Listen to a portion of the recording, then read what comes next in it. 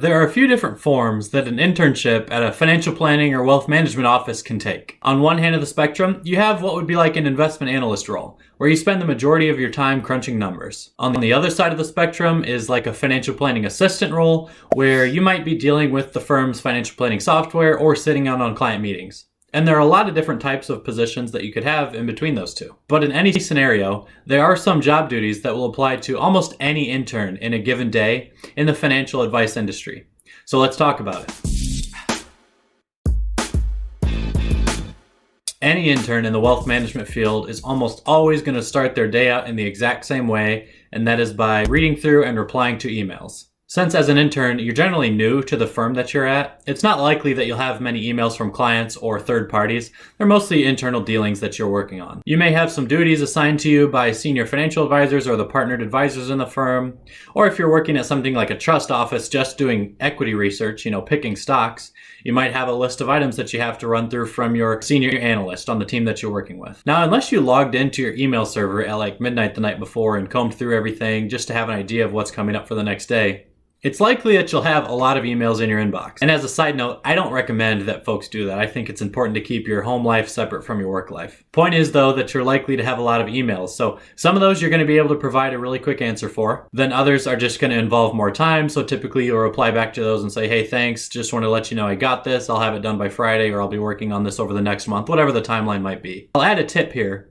Always try to be thinking about the amount of formality that you're using in the language with your email replies. So you want to be relatively formal because you're probably working in a professional office environment, but you don't want it to sound like you're writing a letter to the Queen of England about some kind of diplomatic dispute. So if you want to be taken seriously, I think they should sound personable and realistic, but also relatively professional. Don't let sloppy emails that you see coming from senior managers or the partners of your firm influence you to write sloppy emails yourself. It is so common for especially older folks who are still working in the industry to just jot down 5 or 6 words into an email with no punctuation to get a quick point across because they feel like they're very busy. And when you see that type of email day in and day out, it's not difficult to be influenced by that and let that type of language usage start to creep in on your own emails.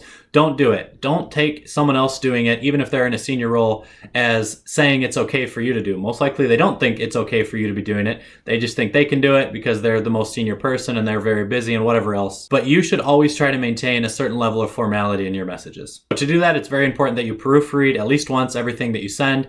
I used to never proofread the emails that I sent early on in my career, and that created a lot of mistakes for me. I sent a lot of typos, misspelled words, things like that. Just makes you look unprofessional. So always proofread the emails before sending them. It's going to take you some extra time, but again, replying to and dealing with emails is a big part of your morning as an intern. Then from about 9 a.m. to 10 a.m., every single intern in the finance industry will spend at least an hour getting coffee for the rest of the people in the office. Just kidding.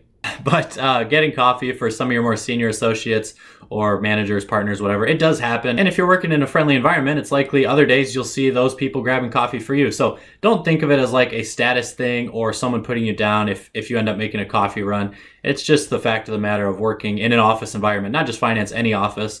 It's certainly not as it is portrayed in some movies, though. In like investment banking, the interns might have the most work to do out of everyone, but in a lot of other fields, interns might have a lesser workload, especially if it's a smaller firm that hadn't hosted too many interns in the past before and they're kind of newly developing their internship program. So if you have a little bit less work on your plate than others around you, of course, it's just going to make sense from a logistical and efficiency standpoint for you to do more coffee runs than they're doing. Don't sweat it. It's not a big deal. Hopefully you can get yourself a couple coffees on a company card too. Then depending on the time zone you're working in, usually around mid-morning, the financial markets will open, and depending on your role, you might have some responsibilities surrounding that. For me, it's been things like performance measurement on the firm's positions or firm's models based on the closing prices as of the prior day, especially if you're using like futures funds, real estate funds, things that don't price in actively like stocks or ETFs.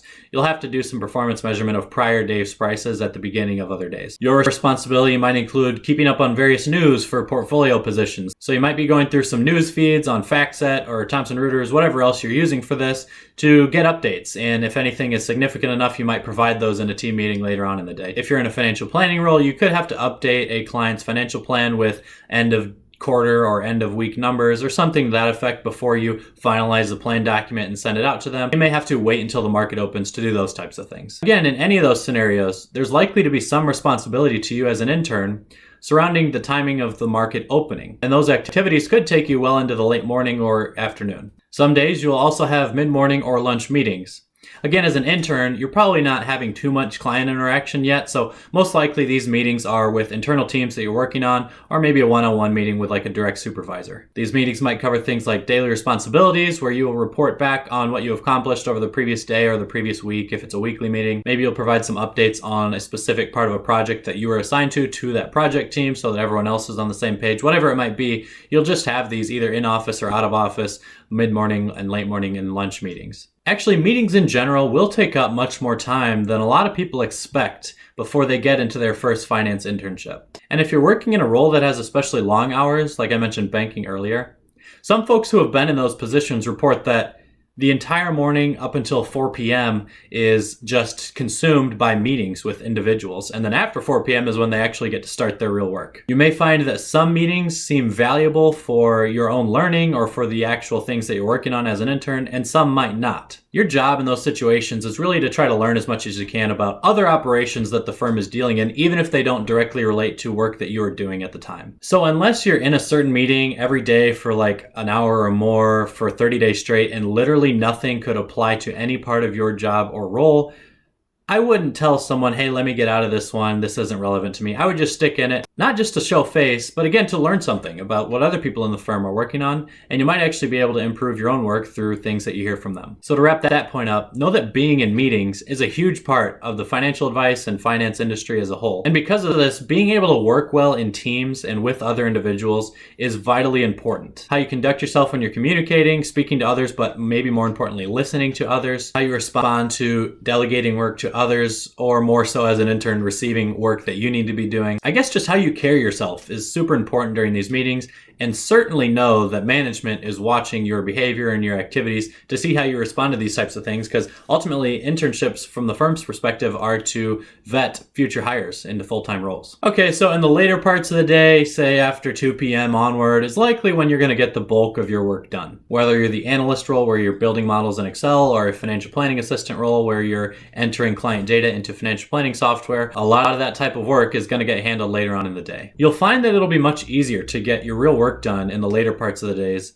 because there will be relatively less interruptions, phone calls, meetings, emails, things like that. You'll still have them, but there'll be lesser of them. So it allows you to stay in the zone and focus on what you're doing and do a better job at that, but also just concentrate more, work through things. It's more efficient during that part of the day. If you're the type of person who really likes to dig heavily into specific projects and kind of bare your nose in what you're working on, then you'll love this part of the day, because depending on your role, you might have the opportunity to just like shut your door and tune everyone out and just go at it. I don't know if that's realistic for most interns, but I have seen that scenario. This more work-focused period of time could extend into the evening. Hours are going to differ widely depending on what specific sector in the finance industry and role that you are in. So I'm not going to speak specifically to that. You could be working anywhere in an internship from 20 to 100 hours a week. Everyone's going to be in a different situation, but again, if you are in a role that works later into the evenings, you'll find that this period of time I've been talking about continues late into the night, where there are far less distractions and you can focus better and work more efficiently on your projects. If you've gotten to this point in the video, it means that you watched the whole thing. I really appreciate that. The YouTube algorithm loves when people get through the whole thing and helps out the watch time.